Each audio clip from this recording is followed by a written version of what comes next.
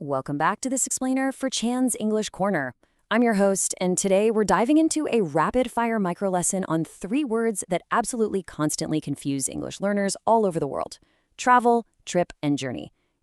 They might seem like exact synonyms, but mastering their distinct uses is going to instantly elevate your English. Let's get right into it. So, think about this really common question. How was your travel? Have you ever asked someone that when they got back from vacation? Well, it's actually a classic English mistake. While people will for sure understand what you mean, it just doesn't sound quite right to a native speaker. The correct question we actually want to ask is, how was your trip? And here's exactly why. A trip is a noun. It describes the specific act of going to another place, usually for a quick getaway. And here is the absolute most important part: returning. Think about taking a quick 5-day trip to the Amazon or coming back from a family vacation. You could even say, I went on business trips to Switzerland and Germany last month. The key here is you go and you actually come back. So the crucial point is mastering the grammatical blueprint for this word. You always want to pair trip with action verbs like take or go on. Plus, you've got to use trip and literally never travel after articles like or the, and after possessives, words like my, your, our, their, his, and her. Check out how that rule plays out in real life. If you say, I bought this hat on my last travel, well, that possessive word, my, makes travel totally incorrect. Instead, the perfectly correct way to say it is, I bought this hat on my last trip. The exact same rule applies to saying, she got really sick on the trip to the island, or our trip to Disneyland was very memorable. All right, let's shift gears to travel and see how this builds into the broader picture. See, travel is predominantly used as a verb to describe going to another place in a general sense. You aren't talking about one specific vacation here, you're talking about the general act of moving around. For instance, I really like to travel, or he travels frequently for work, or even my sister is currently traveling through South America.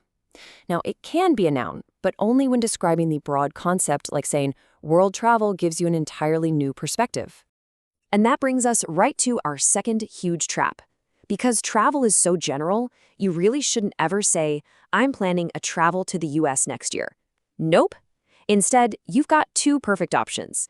You can use our noun from earlier and say, I'm planning a trip to the US. Or you can use the verb and say, I'm planning to travel to the US. Both work beautifully. Finally, let's tackle journey.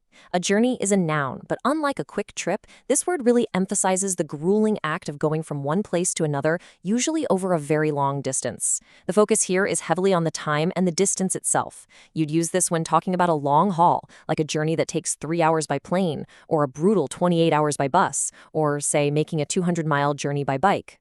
And this brilliantly illustrates a philosophical shift with this word. Just think of the famous proverb, a journey of 1,000 miles must begin with a single step. It completely implies endurance, significant time, and a massive distance. And because of that implied weight and distance, journey is uniquely used for life's deep progress. We actually use it in a highly metaphorical way all the time. Like, we don't say a spiritual trip, right? We say someone has overcome a lot of problems on their spiritual journey. Or if someone is battling alcoholism, we say they're beginning the journey to recovery. It really respects the intense time and effort that the process takes. To wrap up today's explainer for Chan's English Corner, I want to leave you with this one empowering question. It acts as a quick, rapid-fire recall of absolutely everything we just covered. So are you ready to take a trip, travel the world, and begin your English journey? Just look at how beautifully those 3 words operate when they're used correctly in context. Keep practicing them, use this micro lesson as your guide, and your English is going to sound more confident and natural than ever. Catch you next time.